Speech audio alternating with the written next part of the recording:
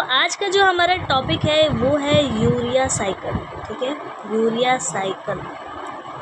Urea का भाई chemical formula क्या होता है? तो नाच दो CO नाच दो होता है, नाच दो यानी NH2। ठीक है, और CO नाच दो NH2। ठीक है, तो ये हमारा क्या होता है? यूरिया का फार्मूला होता है।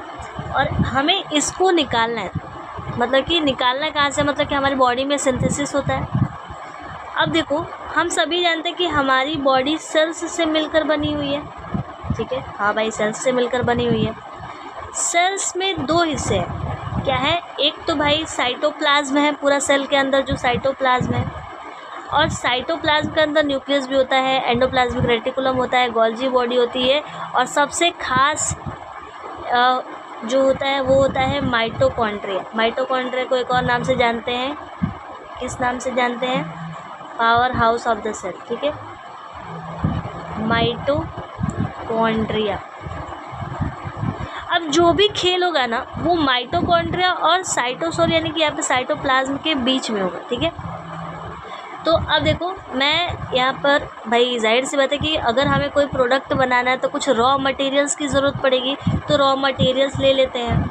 हम देखते हैं कि जो हमारा यूरिया है इसमें कार्बन डाइऑक्साइड भी है, मतलब CO2 है भी है, CO है तो CO2 मोल्स में ले लेते हैं। फिर H2O वाटर ले लेंगे।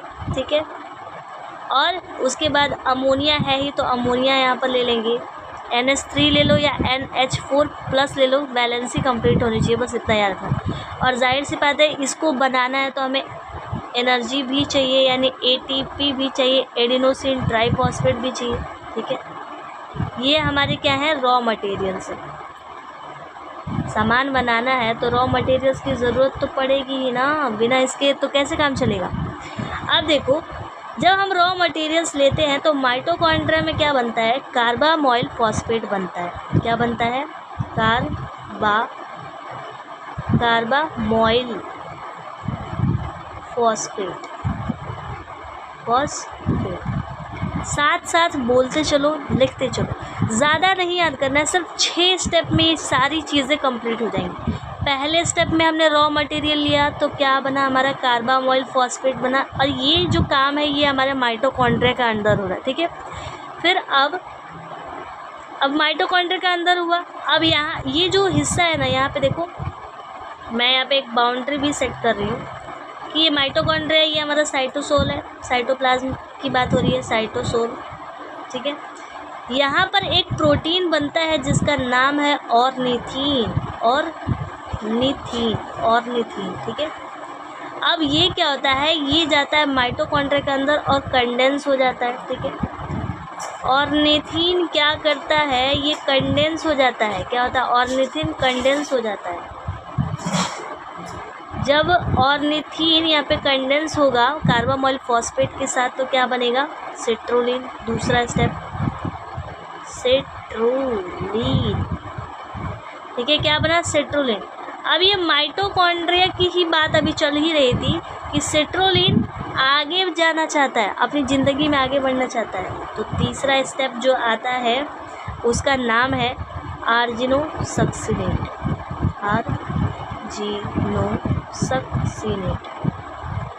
अब जाहिर सी बात है कि अपनी ज़िंदगी में आगे बढ़ेगा तो बाय प्रोडक्ट भी निकलेंगे। तो जब सिट्रोलिन से जब आर्जिनोसक्सिनेट बन रहा था तो यहाँ से एक बाय प्रोडक्ट निकला एस्पार्टेट। आपने इसका नाम भी सुना होगा, एस्पार्टिक एसिड भी कहते हैं। तो एस्पार्टेट निकला। फिर जब आर्जिनोसक्सिनेट बना तो ये कहता है कि मैं अपनी ज़िंदगी में और आगे जाना चाहता हूँ। मेरे दादा, मतलब मेरे पापा सिट्रोलिन तो मुझे बना कर चले गए, अब मैं भी आगे बढ़ना चाहता हूँ। तो अब ये जो आर्जिनोसक्सिनेट जो कि साइटोसोल यानी कि साइटोप्लाज्म के अंदर काम चल रहा है, अब ये भी तो आगे बढ़ेगा। अब ये आर्जिनिन बना लेता है। क्या बना लेगा? आर्जिनिन बना लेगा। आर्जिनिन बना लेगा तो जाहिर सी बात है कि इसका भी तो एक बाय प्रोडक्ट निकलेगा, और उस बाय प्रोडक्ट का नाम क्या है? फ्यूमरेट। ठीक है, बना क्या? आर्जिनिन। आर्जिनोसक्सिनेट से आगे चल के क्या बना? आर्जिनिन, और आर्जिनिन के बनते ही एक बाय प्रोडक्ट भी निकल गया फ्यूमरेट। ठीक है, और आर्जिनिन अब फिर क्या करता है, ऑर्निथीन बना लेता है, क्योंकि अब ये भाई हमारा साइटोसोल में आ चुका है, तो ये फिर से बनाएगा ये ऑर्निथीन, जो कि यहाँ पे हमने लिखा हुआ है, यहाँ पे फिर से लिख लेते हैं ऑर्निथीन, ठीक है। और ये ऑर्निथीन जब बन रहा है तो यहाँ पे भी एक बाय प्रोडक्ट बनता है जिसको हम यूरिया कहते हैं, नाच दो CO नाच दो, यूरिया।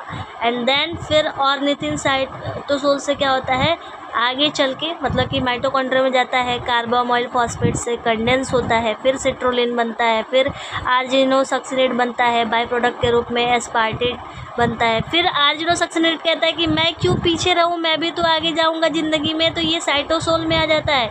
ये सारी कहानी जो सिट्रोलिन से आगे चल रही है, सिट्रोलिन के बाद जो भी हुआ वो सब साइटोसोल में हो रहा है। तो आर्जिनोसक्सिनेट बना, ये अपनी ज़िंदगी में आगे चल के आर्जिनिन बना लेता है। आर्जिनिन कहता है मैं क्यों पीछे रहूँ, मैं भी आगे जाऊँगा, तो ये ऑर्निथीन प्रोटीन बना लेता है। एंड देन ये भी प्रोटीन है, ये भी प्रोटीन भी बनाता है, और ये फिर जाके क्या होता है, कंडेंस फॉर्म में आ जाता है यहाँ पे कार्बामोइल फॉस्फेट के साथ। फिर ये साइकिल चलती रहती है और ज़िंदगी ऐसी ही चलती रहती है। तो आप लोग को कैसा लगा ये जान के कमेंट में मुझे ज़रूर बताइएगा, और जो भी कोई टॉपिक हो आपको ना समझ में आ रहा हो उसका नाम लिख दीजिएगा, मैं उसकी एक वीडियो बना दूँगी। एंड मिलते हैं नेक्स्ट वीडियो में, तब तक के लिए ओके बाय।